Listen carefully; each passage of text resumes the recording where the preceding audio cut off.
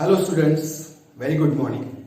This is Dr. Sagar Gore and we are discussing biology of 11th standard. Students, कल हमने just शुरुआत की है बायोलॉजी पढ़ने के लिए और जिसमें हमने पहला जो चैप्टर है द लिविंग वर्ल्ड उसके बारे में पढ़ना शुरू किया था and in the starting of this chapter we have discussed the introduction to the biology. So we have introduced the biology. Along with that, we studied that what is living, किसे हम living कहेंगे. तो ये दोनों चीजें कल ये दोनों टॉपिक्स हमने कवर किए जिसमें पहला टॉपिक था इंट्रोडक्शन. इंट्रोडक्शन जो था बायोलॉजी का वो देखा है. सेकेंड बीट में हमने देखा what is living. What is living, तो लिविंग क्या होता है ये भी हमने पढ़ा है. ओके स्टूडेंट्स, आज जो हम पढ़ने वाले हैं वो बीट है सबसे पहले तो टैक्सोनॉमी क्या है. टैक्सोनॉमी क्या है और सेकेंड बीट हम पढ़ेंगे ये इसी का है तो हम फोर्थ कहेंगे. इसलिए थर्ड वाले टैक्सोनॉमी और फोर्थ है नॉमेनक्लेचर. ओके स्टूडेंट्स, तो ये दो बीट आज के इस वीडियो सेगमेंट में इस पार्ट में हम पढ़ने वाले हैं. ओके चलिए शुरू करते हैं टैक्सोनॉमी से. टैक्सोनॉमी क्या है? बेसिकली टैक्सोनॉमी पढ़ने से पहले एक टर्म आप समझ लीजिए और वो टर्म है डाइवर्सिटी. डाइवर्सिटी कल भी हमने ये बात डिस्कस की थी कि इस अर्थ पे ओवरऑल ग्लोब में पूरे विश्व में क्या हमें देखने को मिलता है तो डाइवर्सिटी है. डाइवर्सिटी का मतलब होता है विभिन्नता. अलग अलग प्रकार के ऑर्गेनिजम्स मिलते हैं, अलग अलग प्रकार के प्लांट्स होते हैं. तो ये जो वैरायटी है इसी वैरायटी को हम कहते हैं डाइवर्सिटी. मैंने पहले एक बार आपको इसका एग्जांपल दिया था. मैंने ये कहा था कि अगर आप घर में कुछ ढूंढना चाहते हो तो आपको उसकी जगह मालूम होनी चाहिए क्योंकि घर में बहुत सारी चीजें होती है जैसे कि बुक्स होगा या फिर किचन के कुछ किचन वेयर्स होंगे, कुछ शोपीस में रखा हुआ, कुछ शो के लिए रखा हुआ, कुछ कोई डॉल होगी, कोई एनिमल होगा, कुछ ना कुछ तो भी ऐसा ऑब्जेक्ट होगा. अगर आपको बुक ढूंढना है तो आप किचन में नहीं जाएंगे क्योंकि किचन की जगह कहां पे है, सॉरी जो बुक है उसकी जगह कहां पे है तो आपका जो कबर्ड रहेगा जो बुक के लिए आपने बनाया है आपके लिविंग रूम में वो रहेगा. ओके, तो इसलिए ऐसी जो डाइवर्सिटी है इतनी सारी डाइवर्सिटी में आप उसकी जगह कहां पर है ये डिसाइड करने के लिए हम आज पढ़ने वाले हैं टैक्सोनॉमी. तो डाइवर्सिटी का मतलब क्या होता है तो डाइवर्सिटी इट वैरी होती है. Okay, diversity means different. क्या है diversity? This is a different kinds of organisms और प्लांट्स. तो अलग अलग प्रकार के ऑर्गेनिजम्स या प्लांट्स रहेंगे तो उसे हम डाइवर्सिटी कहते हैं. सो ये कैसे रहेंगे? प्रोकैरियोटिक. प्रोकैरियोट्स क्या होते हैं स्टूडेंट्स? प्रोकैरियोट मतलब बेसिक जो ऑर्गेनिजम्स हैं उनसे यूकैरियोटिक तक. कुछ यूनिसेलुलर रहेंगे जैसे कि अमीबा है, पैरामोइशियम है, तो ये यूनिसेलुलर रहेंगे. यूनिसेलुलर से लेकर तो हम कैसे हैं, यूनिसेलुलर या मल्टीसेलुलर? तो हम लोग मल्टीसेलुलर हैं. हम एक सेल के नहीं बने हैं, बहुत सारे सेल से हम लोगों का शरीर बना हुआ है. That's why this is a biodiversity. We can see everything starting from a unicellular organism like amoeba. So up to the most evolved human beings, all these are considered under the single title that is diversity. So this is the diversity seen in the organisms. तो student ये diversity जो है इसमें जो organisms आते हैं उनको एक साथ हमें रखना है. एक साथ मतलब उसके कुछ लेवल्स बनाने हैं. सो टैक्सोनॉमी की जरूरत तो बायोडाइवर्सिटी में क्या आता है तो दूसरी चीज आती है टैक्सोनॉमी. ओके, तो टैक्सोनॉमी बहुत ही इंपॉर्टेंट है. टैक्सोनॉमी मतलब क्या है ये पहले देखिए. सबसे पहले बात है टैक्सोनॉमी के कि टैक्सोनॉमी क्या है तो इसमें एक वर्ड आता है टैक्सस. टैक्सस का मतलब होता है अरेंजमेंट. ओके, टैक्सस का मीनिंग होता है अरेंजमेंट. और दूसरी चीज है नॉर्मस, इसी में आती है वो है नॉर्मस. नॉर्मस का मतलब होता है द लॉ. तो स्टूडेंट ये क्या है टैक्सोनॉमी? टैक्सोनॉमी बेसिकली क्या है? So it is a law of arrangement. सीधा सीधा अगर हम बात करेंगे तो आपको इसे कैसा अरेंज करना है ऑर्गेनिजम्स को इस बायोडाइवर्सिटी में जो आपने देखे हैं उसे हम कहेंगे टैक्सोनॉमी। इट मींस इसकी नीड क्या है? Okay, what is the need? इससे पहले एक बात देखिए, टैक्सोनॉमी ये जो टर्म है, this term is coined bye, किसने दी ये टर्म? तो ये दी है कैंडोल ने। ओके, कैंडोल ये साइंटिस्ट है, इन्होंने ये टर्म दी है। अब ये जो टैक्सोनॉमी, इसकी नीड क्या है? What is the need of this taxonomy? किस लिए? हम अच्छी तरह से कोई भी चीज ढूंढ ले, वो पहचानने में आसानी हो, to find its particular place, to decide the level of that organism, to decide its group, उसका ग्रुप कौन सा है। अभी देखिए, हम 3 एग्जांपल लेते हैं यहां पे, देखिए समझने के लिए। एक हम ले रहे हैं बैक्टीरिया, दूसरा हम लेंगे, समझो फ्रॉग लिया, उसके बाद हम लेंगे टाइगर, और लास्ट वन हम लेंगे ह्यूमन बीइंग्स, और लास्ट और एक लेते हैं कोई प्लांट है। ठीक है, क्या ये सभी के सभी ऑर्गेनिजम्स हैं? हाँ है, क्योंकि लिविंग है। ठीक है, क्योंकि हमने कल इसके बारे में देखा था कि लिविंग है मतलब इसमें ग्रोथ होगी, इसमें रिप्रोडक्शन होगा, कॉन्शियसनेस होगा। ओके, तो इन्हें सेंसेशन भी होगा स्टूडेंट्स। तो ये सभी ऑर्गेनिजम्स है क्योंकि ये लिविंग है। तो क्या इन सभी को एक ही ग्रुप में रख सकते हैं? क्या जो बैक्टीरिया को चाहिए, बैक्टीरिया जितना बड़ा है उतना ह्यूमन बीइंग बड़ा है? नहीं, बैक्टीरिया ह्यूमन बीइंग में घुस सकता है, लेकिन ह्यूमन बीइंग बैक्टीरिया में नहीं जा सकता। हमें मालूम है बहुत सारे डिजीज जो बैक्टीरिया के कारण होते हैं। तो स्टूडेंट्स ये सभी अलग अलग है, इनका अपना एक जगह है। ओके, तो हम लोग फ्रॉग के साथ नहीं रह सकते हैं, जो फ्रॉग खाता है वो हम खा नहीं सकते हैं, मतलब हमारा डाइट अलग है। ये सभी चीजें अलग अलग है, इसी को हम पढ़ने वाले हैं, क्योंकि हम क्या पढ़ रहे हैं? बायोलॉजी पढ़ रहे हैं। ठीक है, तो चलिए, तो ये अलग अलग है, मतलब ये डाइवर्सिटी है, और इनका जो जगह दिखानी है, वो कहाँ रहते हैं, क्या खाते हैं, वो किसके बने हुए हैं, हम ऑर्गेनिजम्स, हम ह्यूमन बींग्स किसके बने हैं, ये सभी हम पढ़ने वाले हैं टैक्सोनॉमी में। So what is the need of taxonomy? Need of taxonomy is to put organisms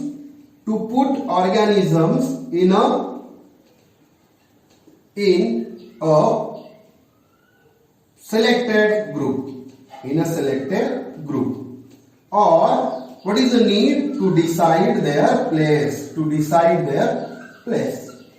तो इतना बड़ा अगर ग्लोब है, इतना बड़ा अगर अर्थ है, तो उस अर्थ पे वो कहां पे है, उनकी जगह क्या है, उनका इंपॉर्टेंस कितना है, ये सभी हम इस टैक्सोनॉमी से पढ़ सकते हैं। ओके, तो टैक्सोनॉमी में क्या आता है? सो टैक्सोनॉमी इंक्लूड्स, देखिए ये जो टैक्सोनॉमी है, दिस टैक्सोनॉमी इंक्लूड्स, क्या आता है इसमें? अगर ये अरेंजमेंट है तो इसमें क्या करेंगे? अरेंजमेंट में 3 बातें आती है, 3 स्टेप्स ये टैक्सोनॉमी में है। तो 3 स्टेप्स ये टैक्सोनॉमी में हमें देखने को मिलती है। ये 3 स्टेप कौन सी है? सबसे पहली है वो है आइडेंटिफिकेशन।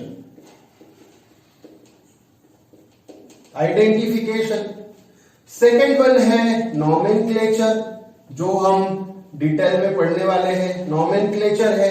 और थर्ड वन है क्लासिफिकेशन। ओके, ये 3 चीजें हम पढ़ने वाले हैं टैक्सोनॉमी में। तो चलो शुरुआत करते हैं, पहला जो है आइडेंटिफिकेशन से।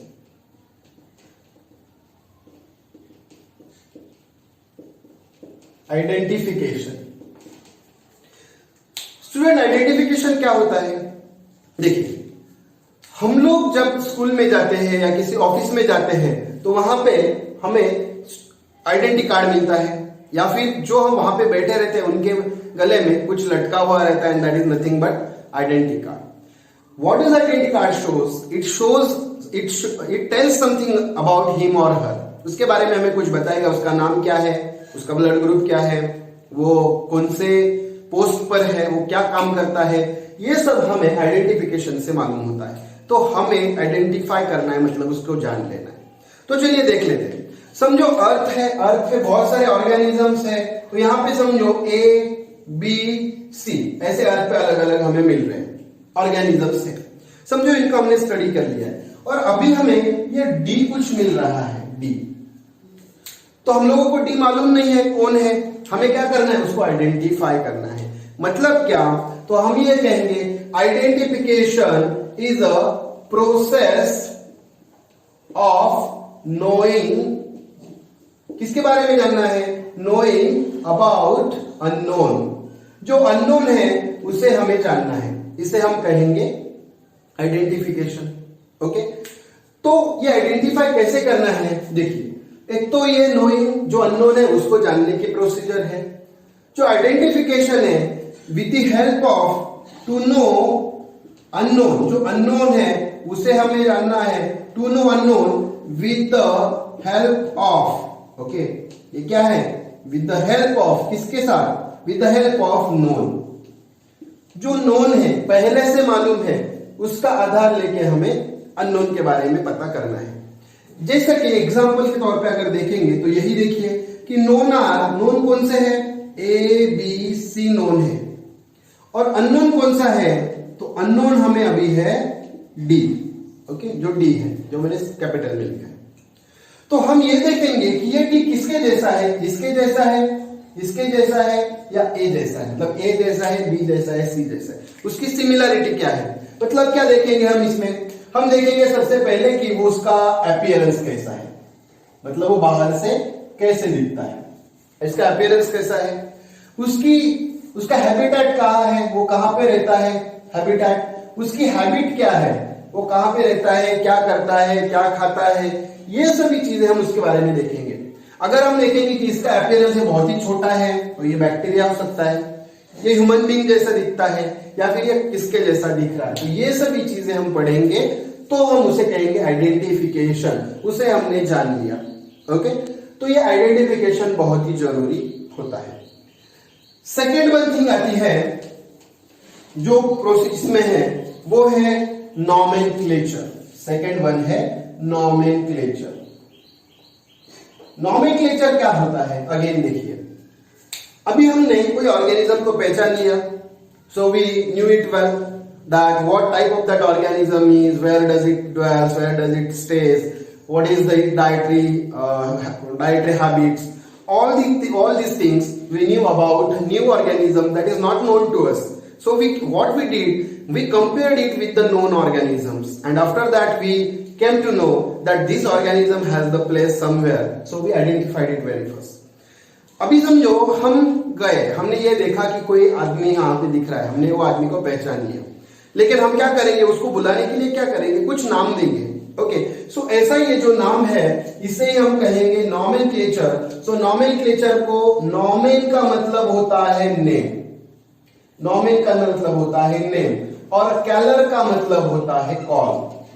सो हमें किस नाम से उसे बुलाना है, इसकी जो टेक्निक है, सो ये क्या है, सीधा सीधा अगर बात करेंगे, सो it is a science of naming. Okay students, तो आप लोगों में ये बहुत अच्छा है, आप लोग तो नाम देते रहते हैं कुछ ना कुछ, ठीक है, उसके हाइट पर से देंगे, उसके कलर पर से देंगे, तो ये होता रहता है। तो साइंस ऑफ नेमिंग, तो कुछ लोग इसमें बहुत माहिर होते हैं, वो देखते ही कुछ नाम दे देते हैं, ठीक है।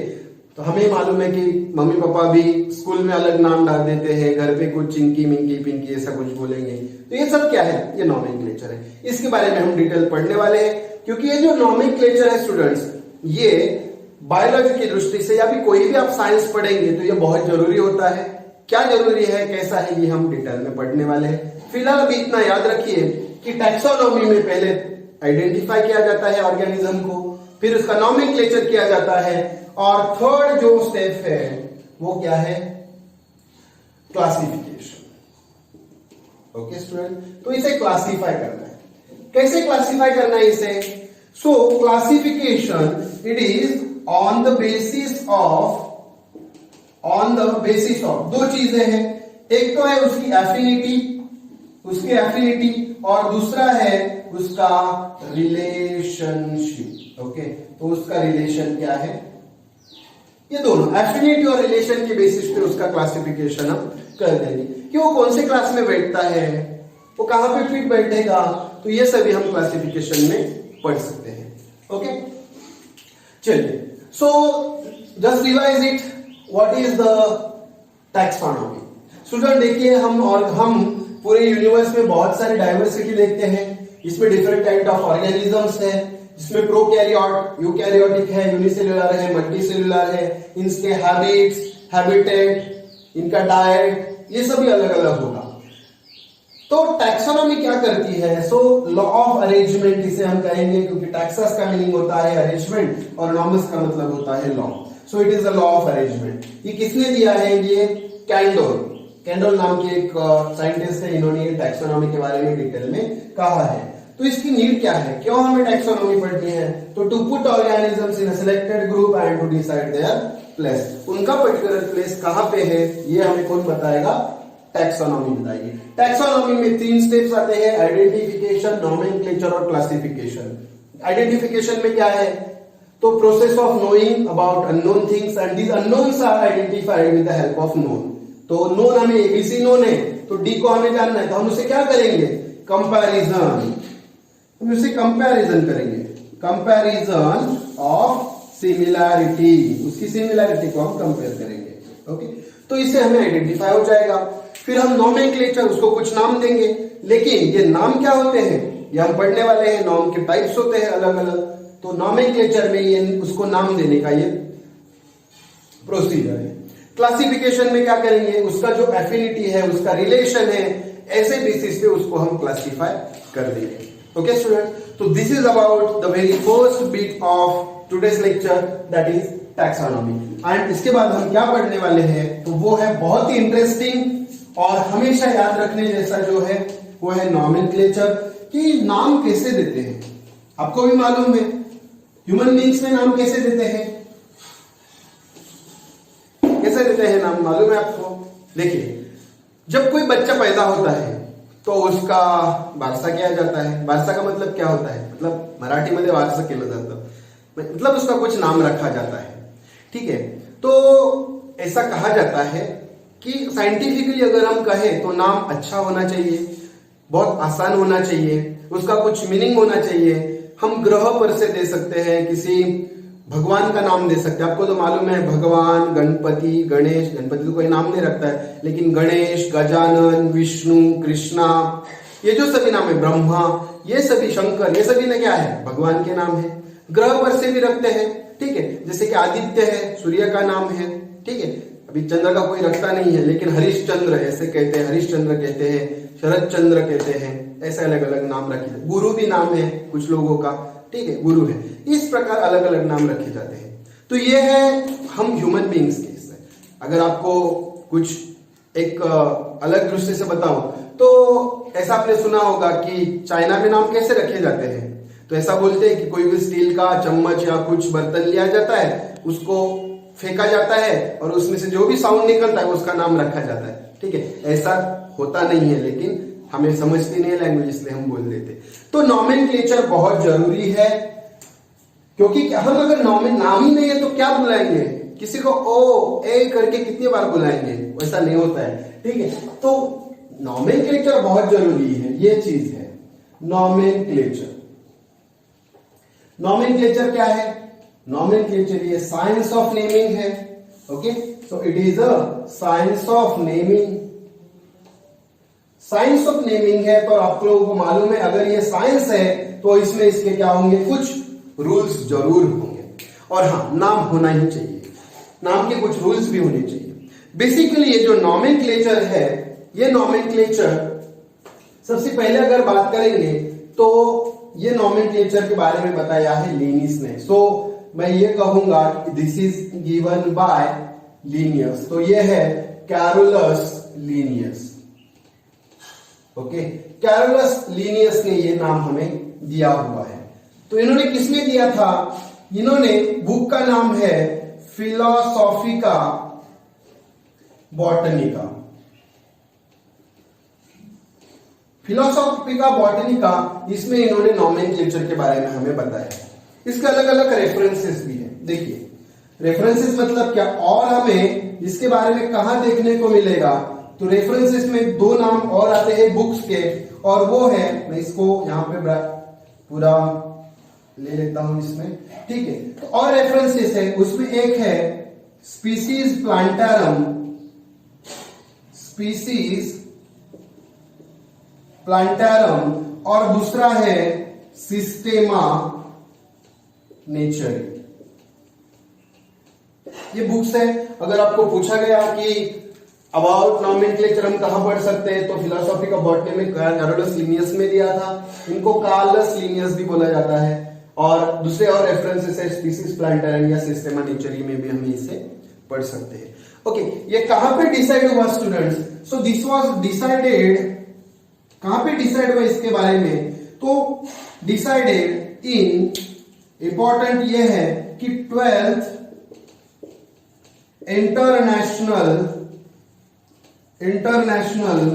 Congress at Leningrad. Okay, Leningrad नाम के शहर में 12th इंटरनेशनल कांग्रेस जो हुई थी, उसमें इसके बारे में कुछ रूल्स डिसाइड किए गए। ओके, सो हम ये कह सकते हैं कि ये नेमिंग क्या है? सो ये नेमिंग जो है, इसके कुछ प्रिंसिपल्स होते हैं स्टूडेंट्स, ठीक है? तो कुछ प्रिंसिपल्स के बेसिस पे इसे पढ़ा जाता है। So on the basis of principles, on the basis of principles, इसके कुछ प्रिंसिपल्स हैं। ओके,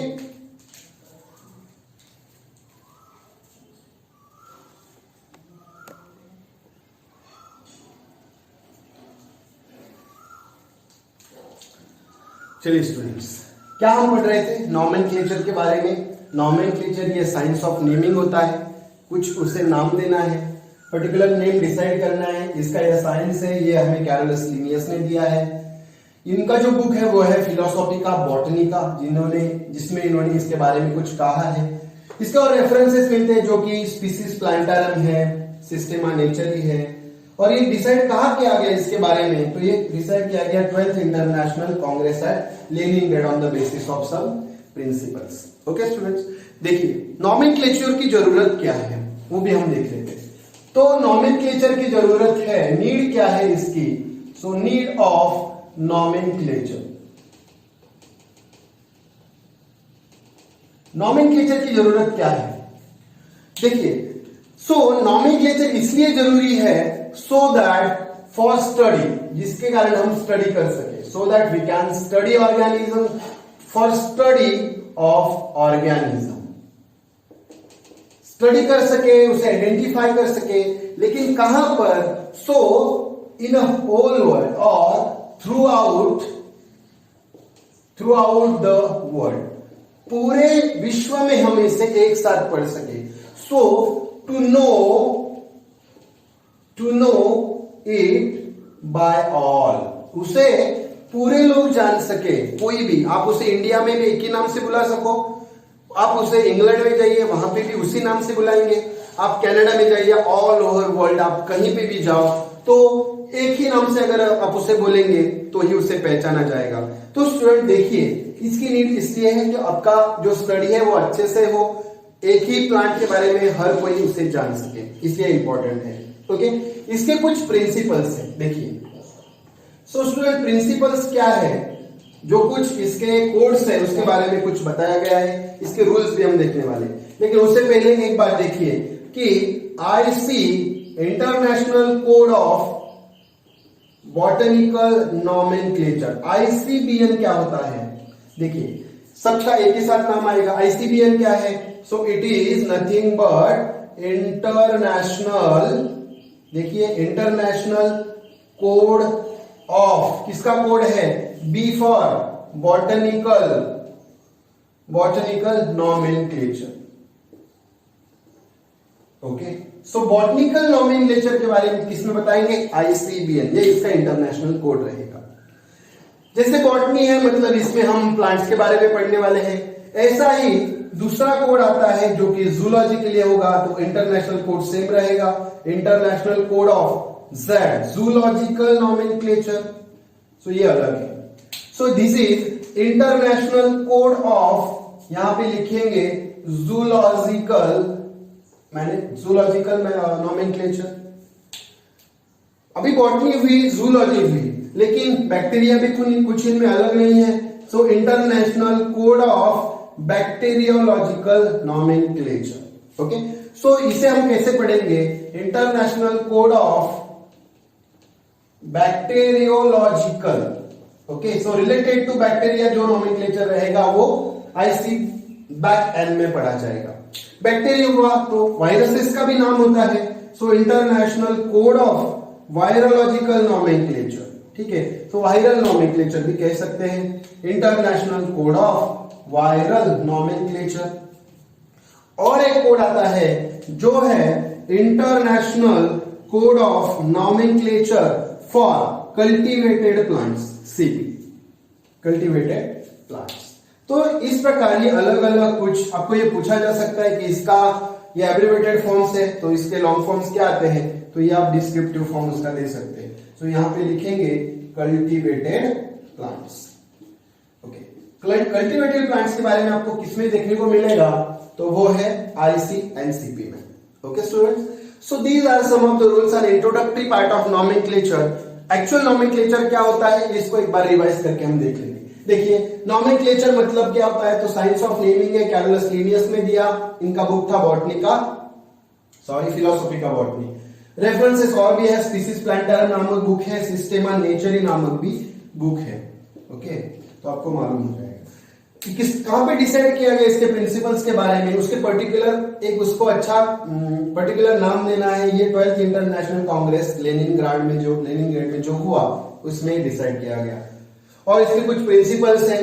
ICBN में बॉटनिकल नोमेनक्लेचर है, ICZN में जूलॉजिकल है, बैक में बैक्टीरियल, V मतलब वायरल, और CP का मतलब होता है cultivated plants. Okay student, so this is the introductory part of nomenclature. अब हम पढ़ेंगे एक्चुअल नोमेनक्लेचर के रूल्स क्या है, नोमेनक्लेचर कैसा होता है, उसकी जरूरत तो हमने देखी है कि स्टडी के लिए है, लेकिन नोमेनक्लेचर कैसा होता है ये हम देखेंगे। तो सबसे पहली बात यह है स्टूडेंट्स कि जब भी हम नोमेनक्लेचर पढ़ते हैं तो नोमेनक्लेचर के 2 टाइप्स होते हैं, 2 टाइप्स होते हैं नोमेनक्लेचर में, या फिर कोई भी नाम 2 प्रकार का होता है। देखिए, अगर कोई लड़का है, ठीक है, देखिए लड़का है लड़की है आप मुझे बताएंगे, ठीक है, ये एक है और ये एक है। ओके स्टूडेंट्स, तो क्या है ये, लड़का और लड़की है, कैसे मालूम हुआ भाई, जो ऐसे जो बाल बांधती है वो लड़की होती है। ठीक है, कहां पे बैठे ये बैठे हैं एक, कहां पे बैठे हैं, स्ट्रॉ है इसमें, ये बैठे हैं कॉफी शॉप में। ठीक है, कॉफी शॉप है ये, वहां पे बैठे।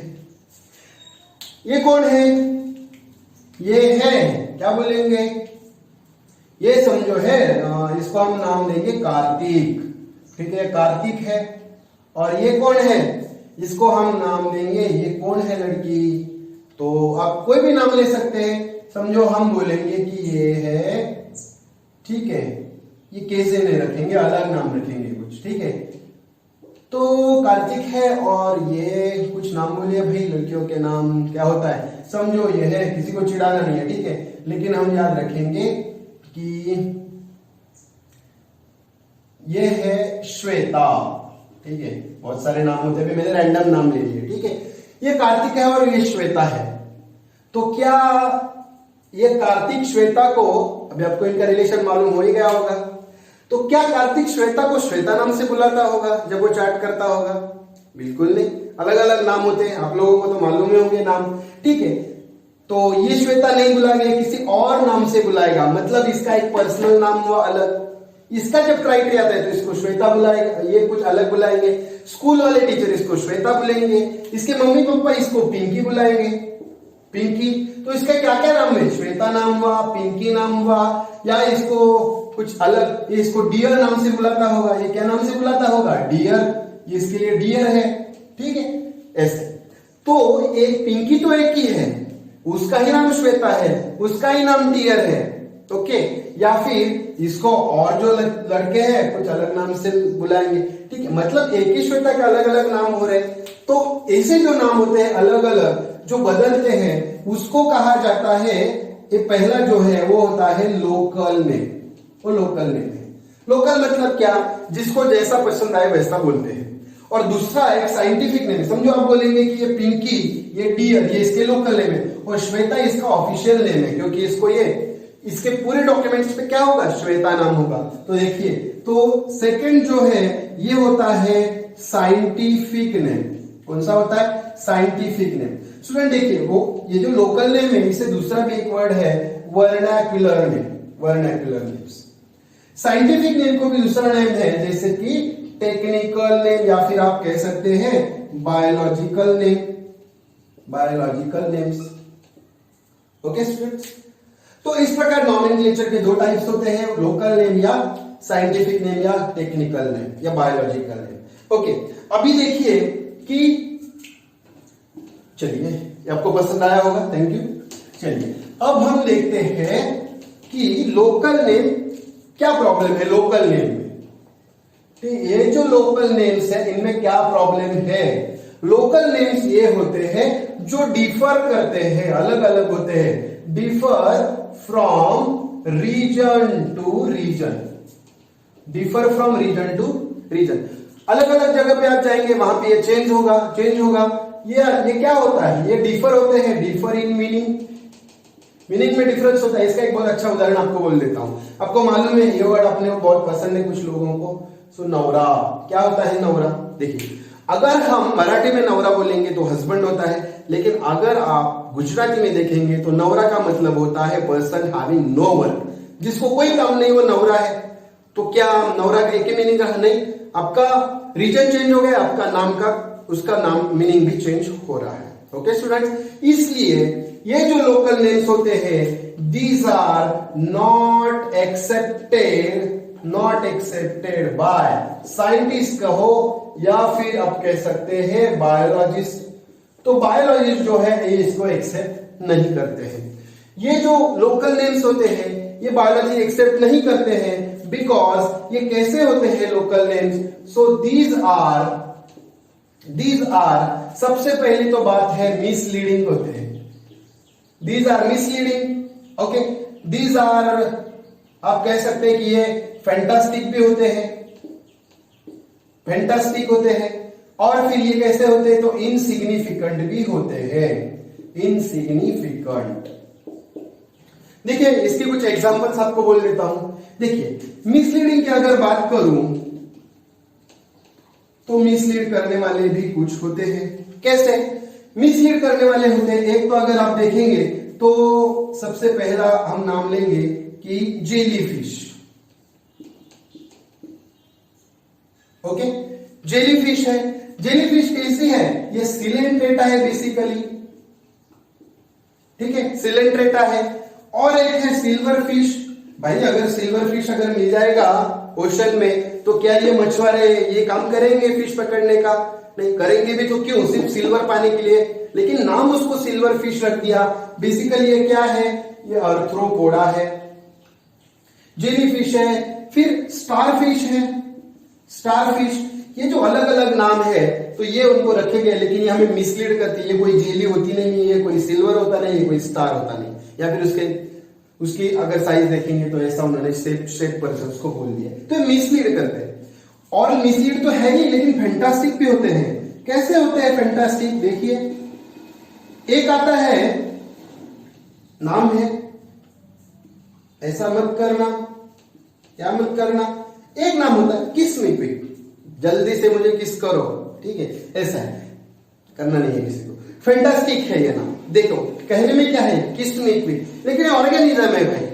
ओके, ये ऑर्गेनिज्म है, लेकिन ये फैंटास्टिक है नाम। और ये दोनों अगर आप देखेंगे तो ये दोनों कैसे है, इनसिग्निफिकेंट है, इनका पर्टिकुलर कोई नेम कोई मीनिंग होता नहीं है। एक जरूरी बात यह है कि ये जो लोकल नेम्स होते हैं या फिर गलत नेम होते हैं तो उन्हें हम कहेंगे कि जो रॉन्ग नेम होते हैं, wrong names can never be corrected. देखिए क्यों रॉन्ग नेम नहीं देना है, नेवर बी करेक्टेड इजीली। आप जो रॉन्ग नेम होते हैं उसको इजीली करेक्ट नहीं कर सकते, इसलिए जब भी किसी का नाम बढ़ जाता है, ठीक है, तो आप किसी का नाम रख देते तो पूरा क्लास उसी नाम से चिढ़ाता है। इसलिए स्टूडेंट्स आपको, सॉरी फॉर डिस्टर्बेंस, आपको किसी को ऐसे चिढ़ाना नहीं है, क्योंकि अगर किसी का नाम गलती से कोई बोल देता है तो उसे करेक्ट करने में बहुत समय लग जाता है। ठीक है, प्यार से आप कुछ भी बोलिए, लेकिन उसे अपमानित होना पड़े ऐसा कोई नाम से आप किसी को न बुलाएं। ठीक है स्टूडेंट्स, तो this is about local names. ये रीजन टू रीजन डिफर होते हैं, मीनिंग में डिफर होते हैं, तो साइंटिस्ट इन्हें एक्सेप्ट नहीं करते, क्योंकि जिसको आप मराठी में रताळे बोलते हैं, रताड़ू बोलते हैं, तो उसको अलग लैंग्वेज में शकरकंद बोला जाता है, इंग्लिश में उसको स्वीट पोटैटो कहा जाता है। अगर आप इंग्लैंड में जाके बोलेंगे कि भैया 1 किलो मुझे रताड़ा दे, तो क्या आपको देगा? या फिर फॉरेनर यहाँ पे आके जिसको इंग्लिश नहीं समझता ऐसे सब्जी वाली को बोलेगा कि मुझे 1 केजी मुझे स्वीट पोटैटो दीजिए, तो होने के बाद भी वो बोलेगी भैया मेरे पास है नहीं है, ठीक है आगे चला जा। तो इसलिए ये हमें लोकल नेम्स काम के नहीं है। हमें काम के कौन से हैं? तो ये मिसलीडिंग वाले, इनसिग्निफिकेंट जो है, फैंटास्टिक है, ये हमें नहीं चाहिए। हमें कौन सा नेम चाहिए? तो हमें चाहिए सेकंड वाला, और वो है कौन सा नेम? इसके बहुत ही इंपॉर्टेंट है, ये है टेक्निकल नेम। टेक्निकल कहो, साइंटिफिक कहो, या फिर इसे ही आप कह सकते हैं बायोलॉजिकल नेम्स। ओके स्टूडेंट्स, इसके बारे में हम पढ़ने वाले हैं, ठीक है, बायोलॉजिकल नेम्स के बारे में हम पढ़ेंगे। देखिए स्टूडेंट, इंपॉर्टेंट यह है कि these are accepted, these are accepted by scientists या biologists, scientists all over the world. Okay students, तो वर्ल्ड में आप कहीं पे भी जाएंगे तो सभी साइंटिस्ट इसका स्वीकार करेंगे। फॉर एग्जाम्पल में दे रहा हूं, एग्जाम्पल में देखिए, एग्जाम्पल है मैंगीफेरा इंडिका। जो कुछ मैं कर रहा हूं वो इंपॉर्टेंट है, L, Mangifera indica L. Okay students, ये क्या है? देखिए, ये नाम से हमें पूरे इसके रूल्स है, तो इसके जो रूल्स है वो हम पढ़ेंगे। ओके, सो यहां पे मैं लिख देता हूं कि these are some of the rules for किसके लिए? देखिए, टेक्निकल नेम और एक चीज होती है कि टेक्निकल जो होते हैं वो 2 प्रकार के होते हैं। एक होता है बायनोमियल नोमेनक्लेचर, और दूसरा होता है ट्राइनोमियल नोमेनक्लेचर। देखिए, बाय का मतलब होता है 2, ट्राई का मतलब होता है 3। बायनोमियल नोमेनक्लेचर में 2 वर्ड्स आएंगे। ओके स्टूडेंट, 2 वर्ड्स वाला होता है। हम ट्राइनोमियल नहीं पढ़ने वाले हैं, हमारे सिलेबस में नहीं है। हम बायनोमियल नोमेनक्लेचर के बारे में पढ़ेंगे, ट्राइनोमियल नहीं पढ़ने वाले। तो हम जो पढ़ रहे हैं ये बायनोमियल नोमेनक्लेचर है। पहली ये चीज आप ध्यान में रखिए कि rules for binomial nomenclature. Okay student, so ये बायनोमियल नोमेनक्लेचर है। क्या रूल्स है पढ़िए। देखिए स्टूडेंट्स, सबसे पहली बात है कि ये जो नेम्स होते हैं, दीज आर टेकन फ्रॉम, कहां से लिए गए हैं? तो these are taken from Latin language, ये लैटिन के हैं, सबसे पहली चीज। दूसरी चीज ये है कि इनमें कंटेंस 2 वर्ड्स, या इसे बहुत ही अच्छा वर्ड है और वो है एपिथेट। ओके स्टूडेंट्स, तो इसे एपिथेट भी कहा जाता है। सो 2 एपिथेट इसमें रहेंगे। 2 एपिथेट मतलब 2 वर्ड्स है। देखिए, मैंगीफेरा इंडिका, आप कहेंगे एल को अभी नहीं पढ़ना है, इसका नाम तो इतना ही पढ़ा जाता है, मैंगीफेरा इंडिका। ओके स्टूडेंट्स, सो मैंगीफेरा इंडिका में 2 वर्ड्स है। अभी हम बात करेंगे पहले वर्ड के बारे में। पहला जो वर्ड है, this first word is genus. क्या है फर्स्ट वर्ड? जीनस है, मतलब ये जेनरिक नेम है, जिसे हम जेनरिक भी कह सकते हैं। First word is generic, and like किसके जैसा होता है? Like noun. ये सभी क्वेश्चन है, सभी आपको एमसीक्यू में पूछे जा सकते हैं। आपको ये सॉल्व भी करना है एमसीक्यू, इसलिए हर एक वर्ड को आपको अच्छे से ध्यान में रखना है। फर्स्ट नेम के बारे में बात कर रहे हैं। पहला नेम जीनस या जेनरिक है, उसको नाउन के जैसा ट्रीट करेंगे। नाउन के जैसा ट्रीट मतलब क्या? सो इसका फर्स्ट लेटर कैसा होगा? कैपिटल होगा। ओके, कैपिटल होगा, जैसे कि ए लिख दे रहा हूं। तो इसके जैसा ये पहला वर्ड जो है कैपिटल होगा, और मैंने ये एम कैपिटल लिख दिया है students.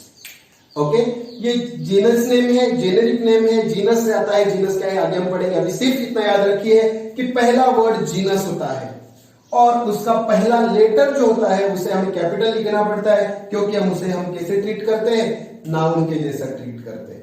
Okay, go ahead. Clear है आपको ये? आगे देखिए, दूसरा जो है I am talking about second word. Second word जो होता है it is, second word is कैसा है? Second word is species name. Species name है तो इसको आप कह सकते हैं कि यह स्पेसिफिक है। जैसे हमने यहां जीनस को जेनेरिक कहा, वैसे स्पीसीज को क्या कहेंगे? स्पेसिफिक। इसको कैसा ट्रीट करेंगे स्टूडेंट्स? तो ट्रीट लाइक एडजेक्टिव। मैं ये स्मॉल लिखता हूं, एडजेक्टिव। एडजेक्टिव की जैसे इसको ट्रीट करना है। मतलब क्या? तो आप कह सकते हैं कि इसका फर्स्ट लेटर जो है कैसा चाहिए? स्मॉल चाहिए। देखिए स्मॉल लिखा है। ओके स्टूडेंट्स, ये भी फर्स्ट और सेकंड वर्ड के बारे में। अभी यहां से आपको एक बात पता चलनी है या पता करनी है कि ऑलवेज क्या होता है, आप आगे पीछे नहीं लिख सकते। So generic name is written first. Generic name is first. और ऐसा ही कहेंगे कि स्पेसिफिक नेम कैसा रहेगा? फिर specific name is second. Okay, हमेशा जेनेरिक नेम पहला चलना चाहिए और पहला आना चाहिए और फिर स्पेसिफिक नेम। तो ये कह सकते हैं कि स्पेसिफिक नेम में इंडिका जो है ये फॉलो करता है किसको? मैंगीफेरा को। ओके स्टूडेंट्स, तो ये वे दोनों के बारे में, ये जेनेरिक नेम है, ये स्पेसिफिक नेम है।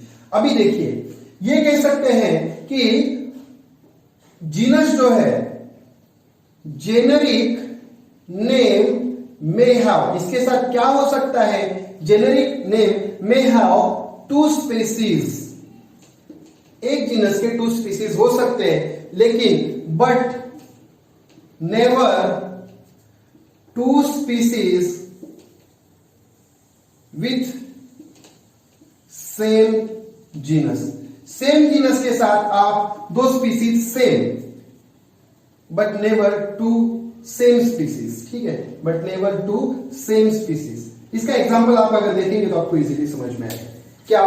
देखिए, अगर मैं कहूं कि मैंगीफेरा इंडिका,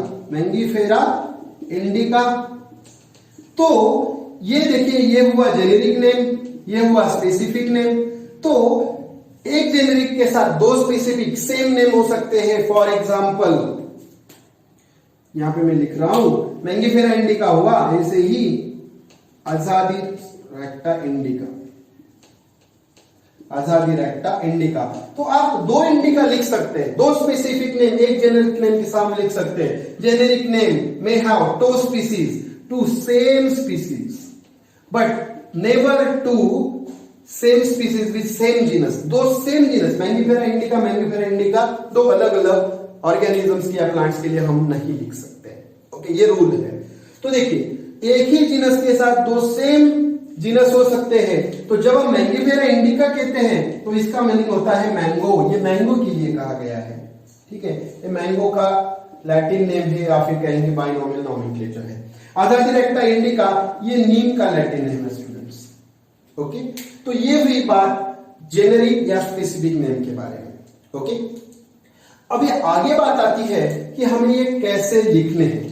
देखिए स्टूडेंट्स, अगर ये जो लैटिन नेम है, दीज लैटिन नेम्स इफ इसको प्रिंटेड है या टाइप किया हुआ है, इफ प्रिंटेड देन इटालाइज्ड, इधर इटालिक। तो अगर प्रिंटेड है तो हमें इटालिक में लिखना है। आपने देखा होगा कि मैंने ये लिखा उसके नीचे अंडरलाइन की। तो जब भी मैं अंडरलाइन करता हूं तो क्यों करता हूं? क्योंकि ये मेरे कैसे है? हैंड रिटन है। If hand written then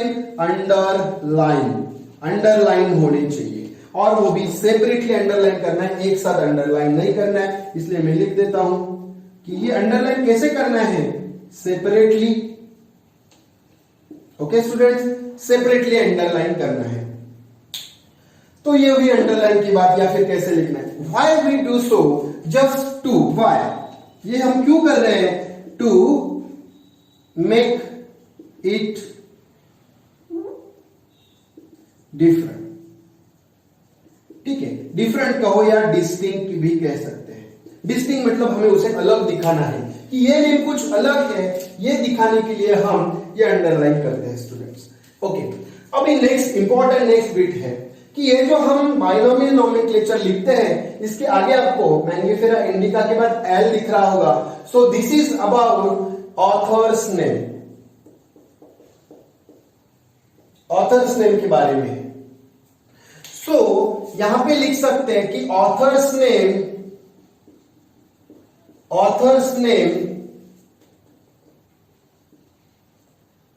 is written, कहां लिखा जाता है, so it is written after specific name. कहां लिखा जाता है स्टूडेंट, स्पेसिफिक नेम के बाद लिखा जाता है।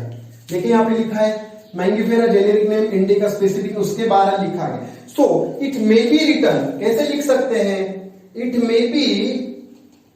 मे बी एब्रीवेटेड और रिटन फुल्ली, या फिर पूरे उसका फुल फॉर्म में भी लिख सकते हैं। चलिए एग्जांपल देखिए तो आपको बहुत अच्छे से समझ में आएगा। क्या एग्जांपल है, यही आप पहले लेते हैं, एम कैपिटल लिखा, फिर लिखा मैंगिफेरा जेनेरिक नेम, अंडरलाइन किया, फिर लिखा इंडिका, इसका पहला स्मॉल लिखा, इसको अंडरलाइन किया, यहाँ पे फुल स्टॉप दिया और लिख रहा हूं मैं एल।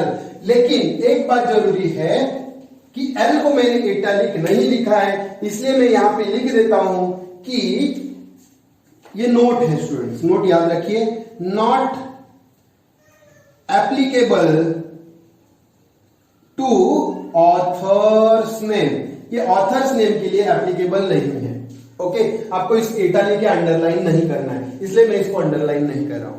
ठीक है, तो आपको ये एब्रिविएटेड फॉर्म में है, या आप कह सकते हैं कि दूसरा जो है होमोसैपियन को मैं लिख रहा हूं लीनियस। ओके, या फिर लीन, इतना भी कह सकते हैं कि लीन, इसको अंडरलाइन करना है, इसको अंडरलाइन करेंगे, होमोसैपियन लीन। ओके, तो इस प्रकार आप किसको या तो एब्रिविएटेड फॉर्म में लिखो, या फिर फुल फॉर्म में लिखो, या फिर लीनियस भी कह सकते हैं।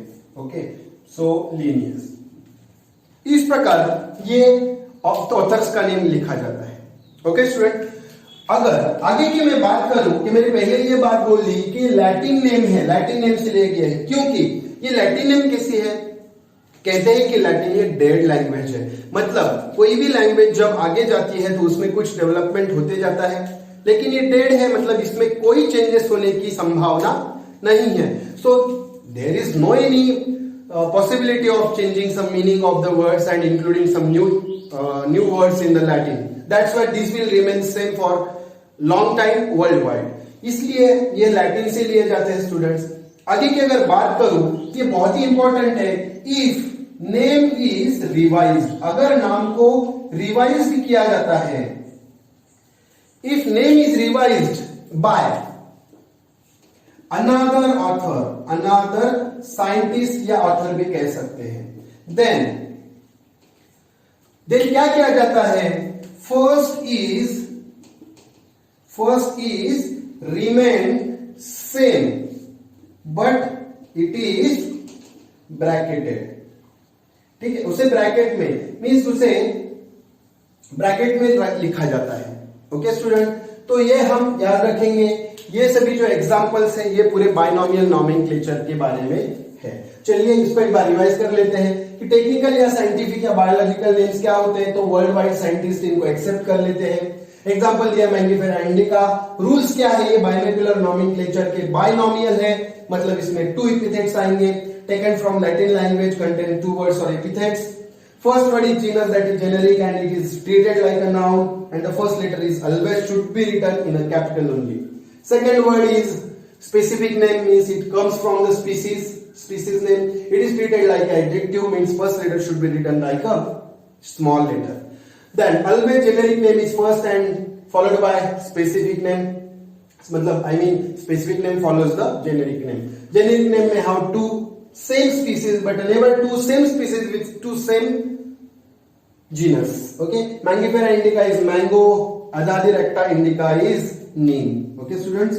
So Latin name if printed, then it is written in italic. If handwritten, then underlined separately. Why? Just to make it distinct. अलग दिखाना है इसलिए. And this rule of underlining and writing in italic is not applicable to this author's name. What is author's name? Author's name is written always after the specific name and may be abbreviated or in a full form. Mangifera indica L लिख सकते हैं या Homo sapien lean. Homo sapien is the binomial nomenclature, that is Latin name for the human beings.